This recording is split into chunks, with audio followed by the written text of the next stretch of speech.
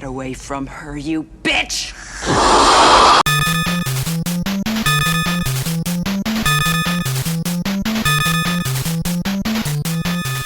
Action movies and video games, two of the most memorable staples from the 80s. These two things were so iconic back in the day that they often walked hand in hand down the beach. Two peas in a pod, but these relationships were often based on lies. True lies. Those spectacular covers meant to draw you in at the rental shops back in the day. Spend your money on us, kiddos. Remember how cool the Predator movie was? Hey, did you like Beetlejuice? Well, not anymore.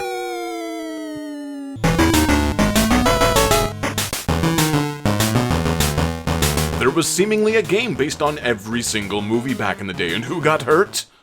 The children.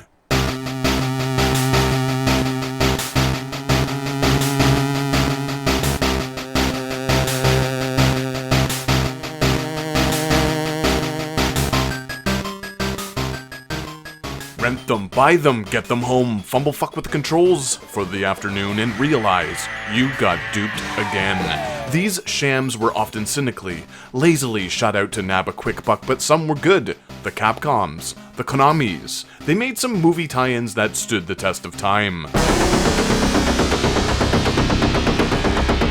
Aliens, one of my favorite franchises, which is strange to say since the majority of the films are crap, and a lot of the games don't fare much better either. Still, that first Ridley Scott film is a horror masterpiece, and some consider James Cameron's sequel to be even better. Hey, I even enjoy Fincher's messy third one. Quite a bit, actually. But after that, poop after poop, with a side serving of something a bit better, but then poop again. Konami developed and produced Aliens for the arcade. It's loosely based off the second film, which had one of the most clever names in movie history. Aliens, plural, to follow Scott's Alien. So simple, but so concise. No need for numbers. The game dropped a bit late in 1990. Cameron's movie released 4 years earlier in 86. It stars a slightly more attractive Ellen DeGeneres in the role of Ripley, and I can still remember how this thing called to me from the recesses of my local hometown arcade, deep in the back corner beneath the hazy fog of cigarette smoke and body odor. It beckoned and begged for my quarters. It was so violent, grotesque, and fun to play that I didn't even care that the protagonist didn't look a thing like the wonderful Weaver, the protagonist from the films. Sigourney Weaver, what a badass. Lieutenant Ripley was her first starring role in 1979's Alien, and from there she went on to act in some of the most memorable movies in cinematic history. Mature, tough, compelling, from Dana Barrett in Ghostbusters to her Oscar-nominated Golden Globe-winning performances as Deanne Fossey in Gorillas in the Mist and Catherine Parker in Working Girl the same year. Weaver reached a high level of much-deserved success quickly throughout the 80s, playing tough-as-nails characters. From romantic comedies to action heroes, she did it all and remains one of the most memorable presences in movie history. Wall-E, Space Quest, Paul. I don't really have a suitable segue to toss in here, but let's get back to the topic at hand.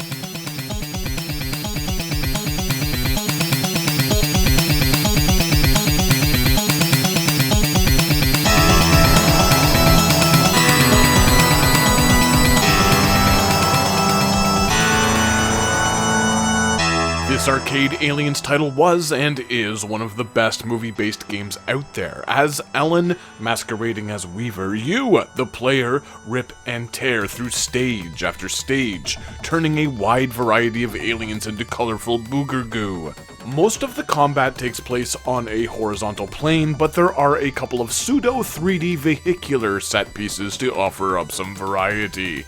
It's simple to learn, slightly challenging to master, and feels like a combination of Splatterhouse and Contra in execution. Two great things in one awesome game. This one can be beaten in less than half an hour, and has a steady curve, making it feel much more fair than other arcade outings at the time. One button fires Ellen's weapon from a standing position, the other in a squat. The joystick moves her around, imagine that. It's all rather simple. The level and enemy design is where the variety comes into play. Some enemies can only be hit while aiming low, some high. Sweet chariot, and the sheer amount of them that swarm the protagonist in the latter portions of the game will keep the participant on their toes.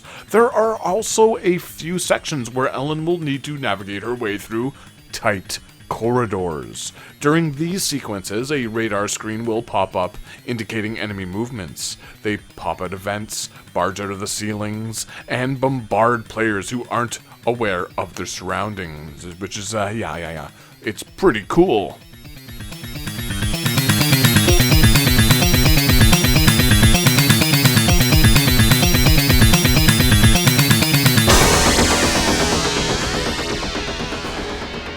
Then there are the vehicle sections where the action takes place in a more 3D perspective from behind the player. Blast away baddies, reach the goal. These frantic sequences showcase some pretty awesome scaling effects, and remind me of the base stages in Konami's own Contra series. There are weapon upgrades including a homing missile, 3-way plasma gun, flamethrower, and more. Bombs can be collected as well, dispatched when the player fires while crouching, though I've never been able to reliably hit the targets intended with these.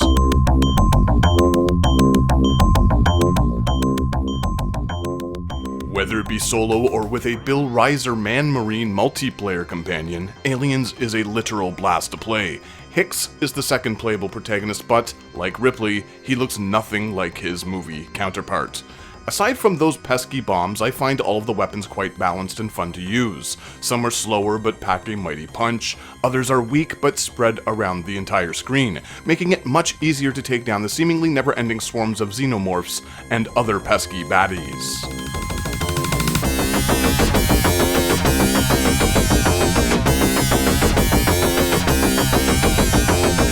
As I've mentioned, there's a wide variety of enemies here. Yes, a couple are stripped straight from Cameron's film, but most are designed exclusively for this game. There are zombies, acid-spewing toilet monsters, and some flying ones that appear to be inspired by the Medusa heads from Konami's Castlevania series. The combat controls might be simple, but you'll never get bored turning all of these different enemies to puddles of snot on the floor and walls. The sound design is perfect, and the way all of these enemies explode is almost visceral. Similarly, again, to Splatterhouse, my personal favorite arcade game.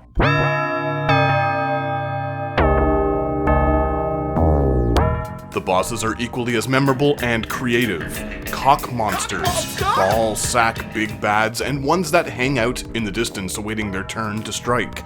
They are all well designed, different from one another, and perfectly disgusting. The end boss even recreates Ripley's iconic scene from the movie, where she battles with the alien queen in the power loader armor. Sure, the game doesn't faithfully recreate all of the scenes from Cameron's film, but it hits most of the important action beats taken from the latter third of the movie.